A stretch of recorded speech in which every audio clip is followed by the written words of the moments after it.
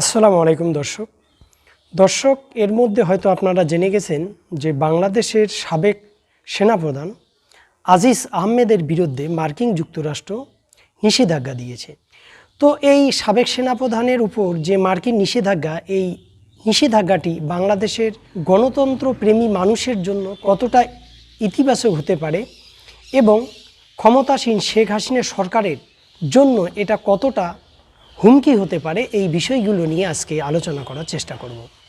তো দর্শক, আপনারা জানেন আজিজ আহমেদকে নিয়ে কয়েক বছর আগে আল জাজিরা একটি তথ্যচিত্র প্রকাশ করেছিল, যে তথ্যচিত্রে এই আজিজ এবং বাংলাদেশ সরকার অর্থাৎ শেখ হাসিনা কিভাবে দেশের গণতন্ত্রকে ধ্বংস করেছে এবং সরকারি যে প্রতিষ্ঠানগুলো, এই প্রতিষ্ঠানগুলোকে কিভাবে সমঝোতার ভিত্তিতে দলীয়করণ করেছে, এটার একটা পরিষ্কার চিত্র কিন্তু সেখান থেকে আপনারা সকলেই কিন্তু পেয়েছিলাম।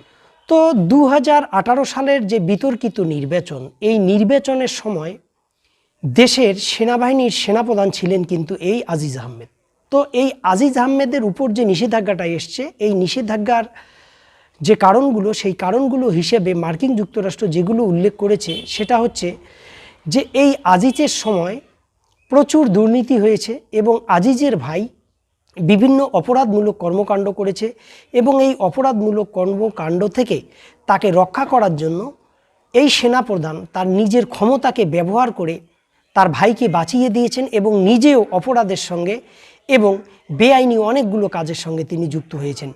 এটা করার ফলে বাংলাদেশের যে জনমানুষের যে গণতন্ত্রের প্রতি যে বিশ্বাস ছিল, জনগণের যে রাষ্ট্রীয় প্রতিষ্ঠানগুলোর যে বিশ্বাস ছিল, সেই বিশ্বাসের জায়গাটা ভেঙে গেছে এবং বাংলাদেশের যে গণতান্ত্রিক প্রক্রিয়া সেটা দুর্বল হয়েছে।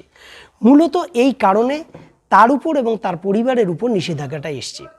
আপনারা জানেন এই 2018 সালে যে নির্বাচনটা, এই যে বিতর্কিত নির্বাচন, যে নির্বাচনটিকে বলা হয় রাতের বেলার নির্বাচন, তো এই নির্বাচনে কিন্তু শেখ হাসিনা সেনাবাহিনীকে মোতায়েন করেছিল এই নির্বাচন প্রক্রিয়া চলাকালীন সময়। তো যেহেতু নির্বাচনকালীন সময়ে সেনাবাহিনী মোতায়েন ছিল এবং সেনাবাহিনীর প্রধান ছিলেন এই আজিজ আহমেদ, তাহলে এই সেনাবাহিনী কিভাবে কাজ করেছে এটা আপনারা নিশ্চয়ই বুঝতে পারছেন। এই যে দিনের ভোট রাতে হলো, এখানে মুখ্য যে ভূমিকাটা পালন করেছে সেটা হচ্ছে সেনাবাহিনী। আসলে এই আজিজ আহমেদ তিনি যখন নিজেকে দুর্নীতির সঙ্গে যুক্ত করেছেন, সেটা তার ভাইয়ের জন্যই হোক বা নিজের স্বার্থসিদ্ধির জন্যই হোক না কেন, এই বিষয়গুলো যে সরকারের অজানা ছিল তা কিন্তু না, সরকার সেগুলো জানতো। বরং এই দুর্নীতিগুলো করার মধ্য দিয়ে আজিজ আহমেদ তিনি সরকারি যে প্রতিষ্ঠান, যে শক্তিশালী প্রতিষ্ঠান সেনাবাহিনী, সেটাকে কালিমা লিপ্ত করেছেন এবং তার যে ভূমিকা ছিল দেশের জন্য, তার বিপরীতে গিয়ে তিনি একটি দলীয় সরকারের পক্ষে অবস্থান নিয়েছেন। এবং দলীয় সরকার বলতে আপনারা জানেন এখানে শেখ হাসিনা। তো একদিকে এই আজিজ আহমেদ তিনি তার মতো করে তার নিজস্ব স্বার্থকে চরিতার্থ করার জন্য তিনি তার ক্ষমতার অপব্যবহার করেছেন, আবার অপরদিকে তিনি শেখ হাসিনাকেও ব্ল্যাঙ্ক চেক দিয়েছেন যে আপনি কিভাবে ক্ষমতায় থাকতে চান আপনি থাকেন, সেনাবাহিনী আপনার পথের কাটা হবে না। তো এই যে বিষয়টা, আসলে এই বিষয়টা হওয়ার ফলে শেখ হাসিনার পক্ষে যে 2018 সালের যে নির্বাচনটা, বিতর্কিত নির্বাচনটা করে পার পেয়ে যাওয়াটা কিন্তু সহজ হয়েছিল।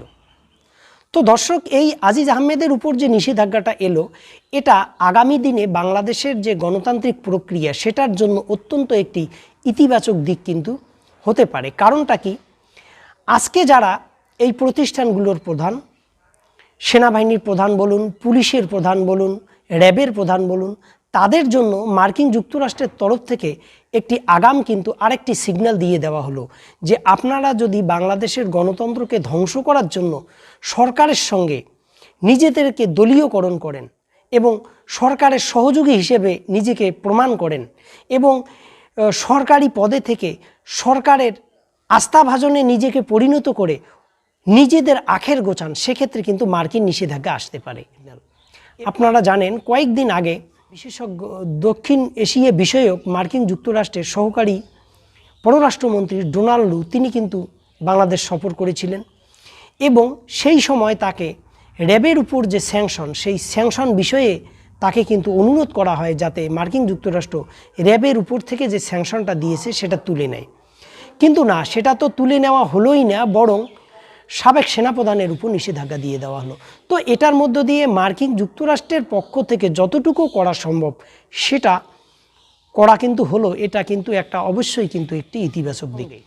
এবং এর সঙ্গে বাংলাদেশের বর্তমান যারা বিরোধী দল, তারা যদি রাজপথে নেমে বাংলাদেশকে একটি গণতান্ত্রিক দেশ হিসেবে প্রতিষ্ঠানের জন্য সংগ্রাম করে এবং এই যে দামি নির্বাচনের মাধ্যমে শেখ হাসিনা সরকার ক্ষমতায় আছে তার বিরুদ্ধে যদি পথে নামে, তাহলে আমার মনে হয় বাংলাদেশে আগামী দিনে গণতান্ত্রিক প্রক্রিয়ায় একটি সরকার প্রতিষ্ঠিত হওয়ার কিন্তু সমূহ সম্ভাবনা কিন্তু থাকবে। তো দর্শক, এই বিশ্লেষণের সঙ্গে আপনাদের কি মত অবশ্যই আপনারা কমেন্টে লিখবেন। ভালো থাকুন, সুস্থ থাকুন, আল্লাহ হাফেজ।